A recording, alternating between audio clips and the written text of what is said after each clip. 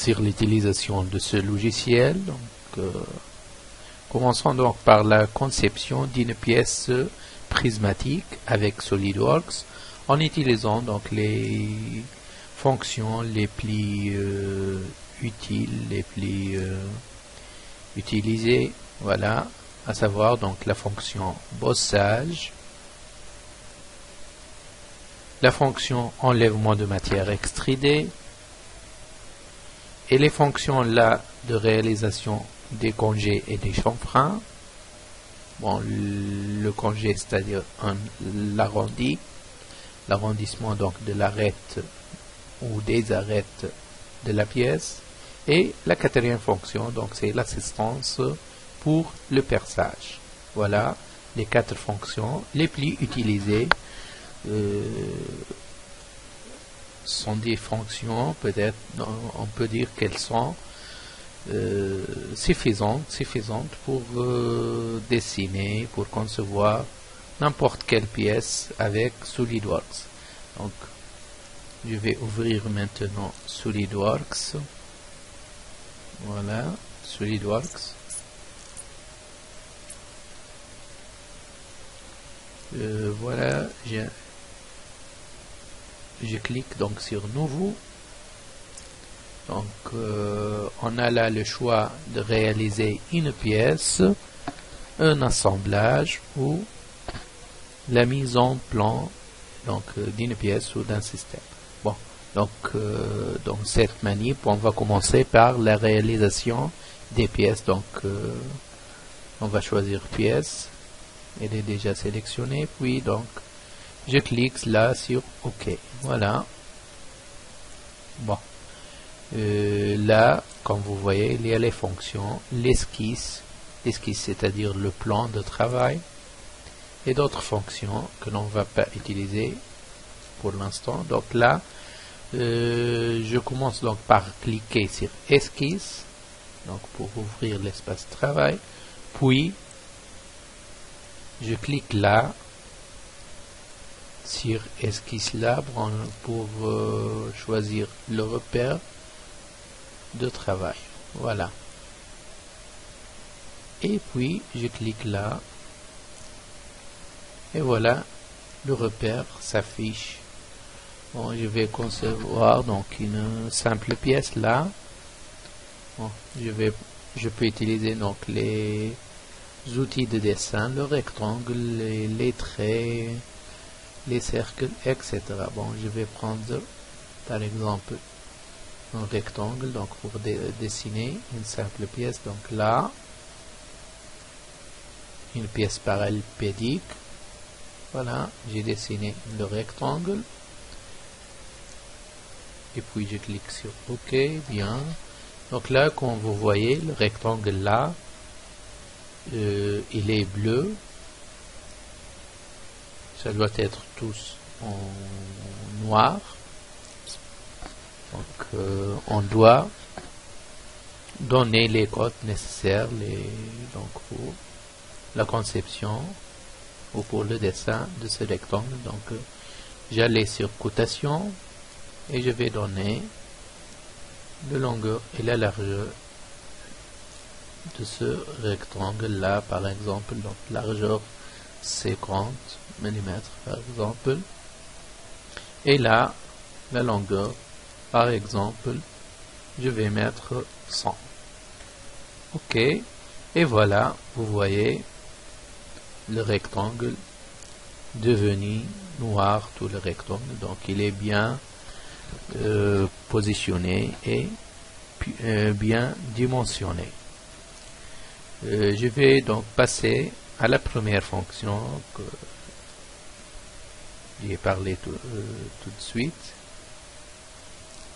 Voilà, je clique sur fonction et voilà, vous voyez la fonction base bossage extrudé. Donc je vais cliquer sur cette fonction pour donner une épaisseur à ma pièce. Donc là, je peux choisir l'épaisseur, par exemple 40, et voilà, je clique sur OK. On voit bien donc notre pièce, un parallélépipède rectangle là. Bon. Après donc la réalisation de cette pièce, je peux enlever de la matière de cette pièce en utilisant donc la fonction enlèvement de matière. Voilà la fonction enlèvement de matière extrudée. Bon, avant tout, donc là, avant d'enlever la matière, je dois donc ouvrir de nouveau une esquisse. Donc je clique là, par exemple, cette phrase. Non, je vais aller à l'affichage donc normal et je reviens sur esquisse. Je clique encore sur esquisse là. Et voilà. Maintenant, je vais dessiner encore par exemple un rectangle là. Donc je vais enlever, je vais faire non, pas bien pris là. Je reviens sur rectangle. Je vais faire donc une entaille. Voilà à ma pièce. Puis donc bon, je clique OK pour le rectangle. Puis donc je dois donner les cotes. Donc j'allais sur cotation et je donne les cotes là. Par exemple 20. Et voilà, c'est bien, ça devient noir. Donc là, c'est bien pour la cotation. Je clique sur OK là. Et puis, donc, je vais revenir aux fonctions. Donc là, je clique sur fonction.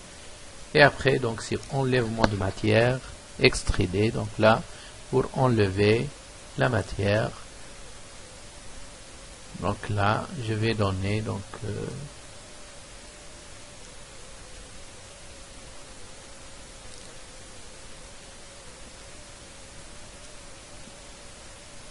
la distance. Donc là, voilà, par exemple, c'est affiché par 40.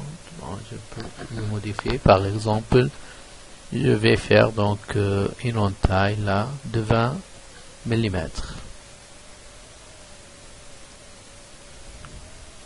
Et voilà, on aura bien une entaille de droite dans notre pièce. Voilà, de 20 mm. Je peux encore faire d'autres enlèvements de matière, par exemple une rainure ou des trous, etc. Bon, je passe maintenant à voir donc la deuxième fonction que j'ai parlé, donc plutôt la troisième fonction, les congés et les chanfreins. Donc là, on l'utilise pour faire les chanfreins ou pour chanfreiner ou pour arrondir les arêtes. Donc là, je vais choisir l'arête et voilà la congé. Donc bon, je vais faire par exemple des chanfreins. Donc je clique sur la flèche là pour choisir chanfrein. Bon, je vais donner les dimensions, donc une distance et un angle. Donc par exemple 5 mm, c'est suffisant. Et après, donc je clique sur OK. Voilà, donc on aura bien un chanfrein là. Donc je peux répéter ça pour toutes les autres arêtes. Donc voilà, chanfrein toujours. Bon. On aura donc les dimensions par défaut, les dernières dimensions. Donc je clique sur OK. Encore là, je peux faire un chanfrein, donc je peux le sélectionner d'ici. Voilà, chanfrein. Les dernières valeurs s'affichent, donc je clique sur OK. Et voilà, j'ai fait 3 chanfreins et ça serait le quatrième chanfrein là. Bon. Voilà, je clique sur OK et voilà, j'ai fait les chanfreins de ma pièce. Aussi, je peux faire des arrondis, donc je peux arrondir les arêtes de la pièce en utilisant donc la fonction congé. Donc là, par exemple, je vais choisir cette arête là et je clique sur congé là, voilà, congé. Donc je dois donner le rayon, là c'est trop 10, donc je vais donner 5 mm par exemple, le rayon du congé, et puis je clique sur OK. Là, la même chose, donc voilà, congé, les dernières valeurs s'affichent, donc c'est bien, donc je clique sur OK. Et là, cette arête là, encore, voilà, donc congé.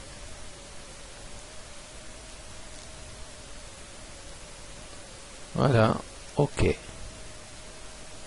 Voilà, c'est bien, j'ai utilisé les fonctions, donc chanfrein et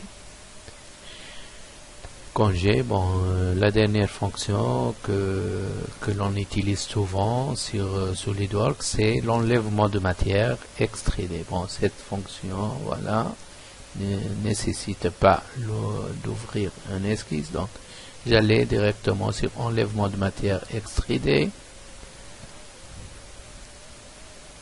Donc là, sélectionner un plan, voilà, une face, voilà, j'ai sélectionné par exemple ce plan-là.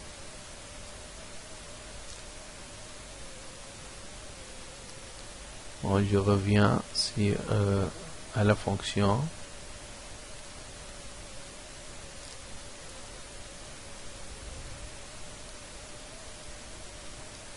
Enlèvement de matière extrude. Bon, plutôt là, je dois quitter l'esquisse avant d'aller donc à la fonction. Voilà, je quitte l'esquisse, je reviens, voilà, les fonctions, ça marche. Donc là, je vais utiliser la fonction enlèvement, plutôt la fonction assistance pour le perçage. Voilà, la fonction assistance pour le perçage, donc pour faire un trou ou des trous dans ma pièce. Bon, je peux choisir donc le type. Est-ce que c'est un trou? Là, vous avez un trou simple, perçage simple, et là, un trou donc taraudé. Je peux choisir par exemple perçage simple. Là. Donc, la norme, c'est ISO. Je vais choisir donc norme ISO. Donc, passage de vis, par exemple. OK. C'est un trou pour faire passer une vis donc de diamètre, par exemple, 5. Voilà. J'ai bien défini le type.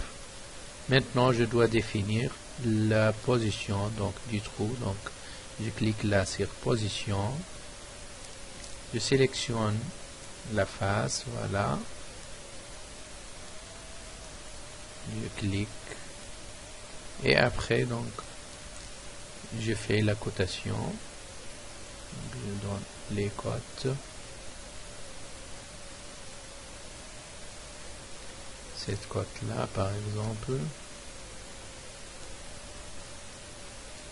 peut mettre par exemple 20 mm là et la cote donc de l'autre côté là,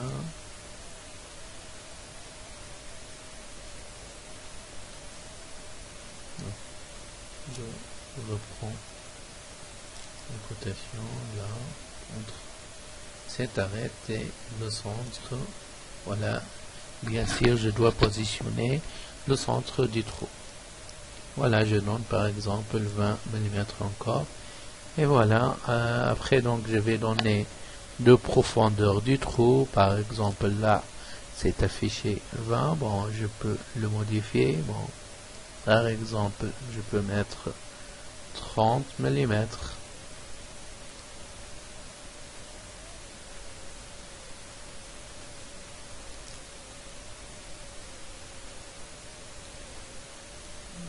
Voilà, je clique sur plutôt là c'est pour positionner. Bon,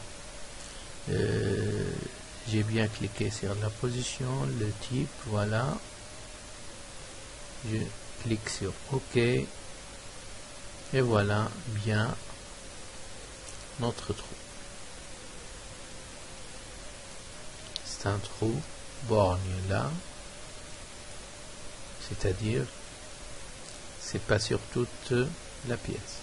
Bon, on peut encore faire donc des trous taraudés. Donc je reviens sur assistance pour le perçage pour faire un trou taraudé maintenant, par exemple là. Donc le noir miso, donc trou taraudé. Je vais choisir trou taraudé. Et la taille du trou, par exemple M10, donc c'est-à-dire de diamètre 10.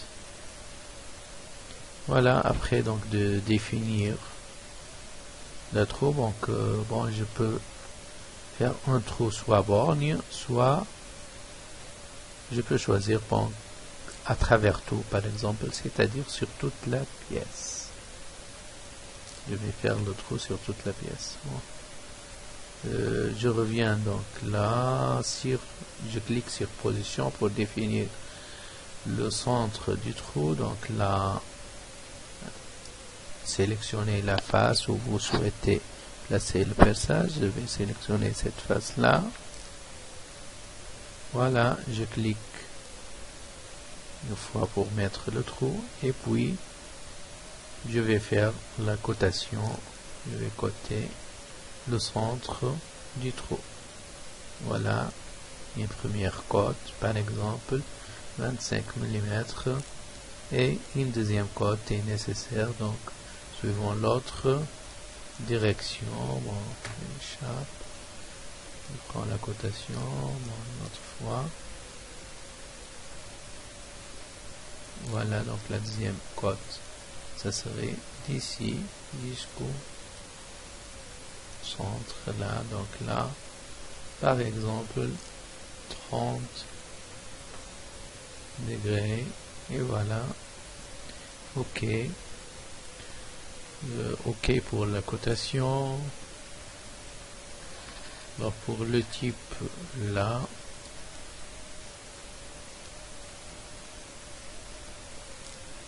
je clique là pour représenter le filetage et après bon, je clique OK et voilà, on aura bien un trou taraudé.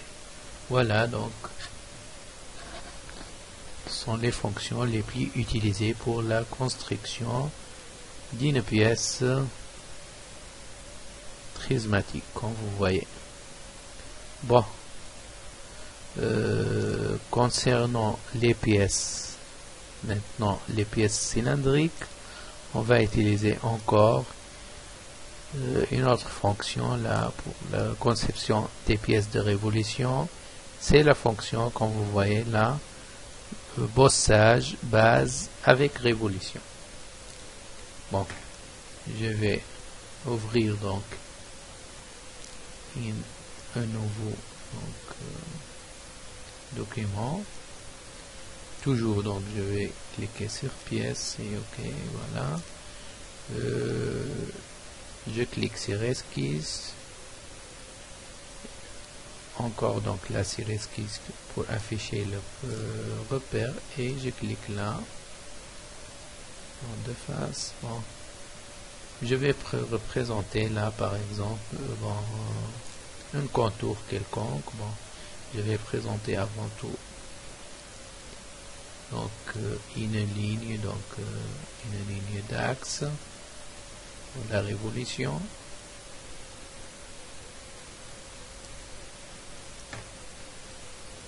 Et puis donc je vais représenter des traits quelconques là, par exemple comme ça.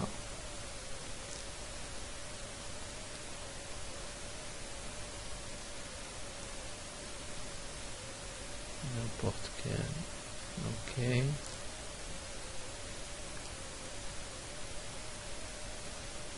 encore, bon là, ici je vais aller là, voilà.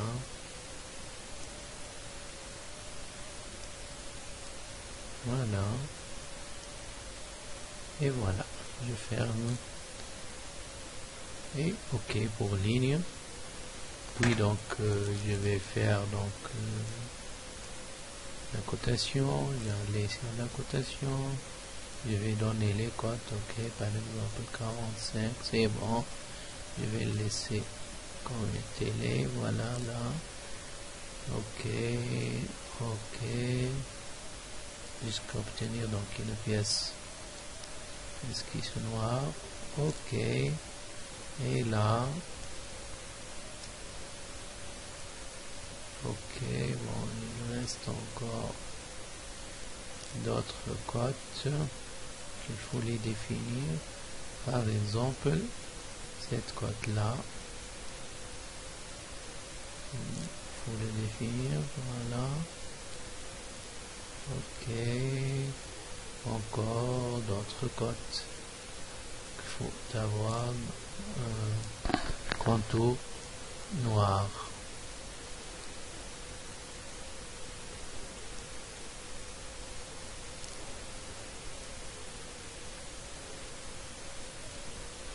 Bon, donc après de faire la cotation de la pièce, je vais aller donc sur fonction. Je choisis la fonction bossage base avec révolution. Et voilà, comme vous voyez, une pièce donc prismatique. Donc c'est la révolution du contour autour de l'axe de la ligne de construction là. Bon, je peux faire donc je peux donner l'angle là, je peux faire donc 360 degrés ou par exemple 3/4 de cercle, par exemple 270 degrés, vous pouvez le voir là. Voilà ma pièce par exemple. Bon, je peux toutefois donc éditer la fonction. Je peux donc revenir donc là sur la fonction. Je peux éditer que ce soit l'esquisse ou la fonction. Bon, je vais éditer la fonction pour le remettre à 360 degrés. Voilà. Bon, OK, vous voyez donc une pièce donc complète.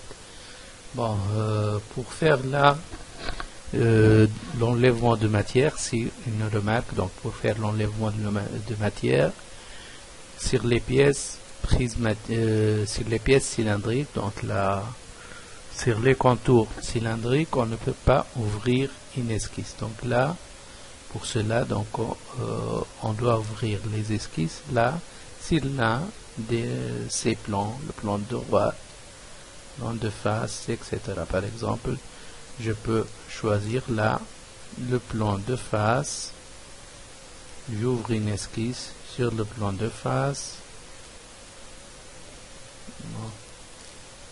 Je vais faire la normale. Voilà. Pour faire donc par exemple une rainure là. Voilà. Je peux faire une rainure là. OK, pour le rectangle, je fais la cotation. Voilà. Annuler cette cote. Je dois donner donc cette cote là. OK.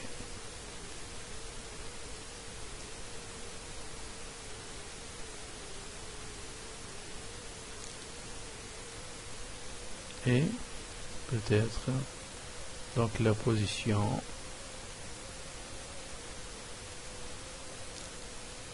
des lignes, des points.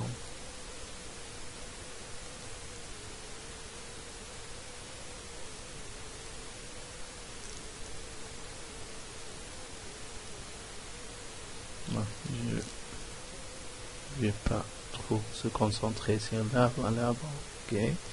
Et puis donc je reviens sur la fonction enlèvement de matière extrudée. Donc là, pour enlever la matière, pour faire une rainure de 10 par exemple.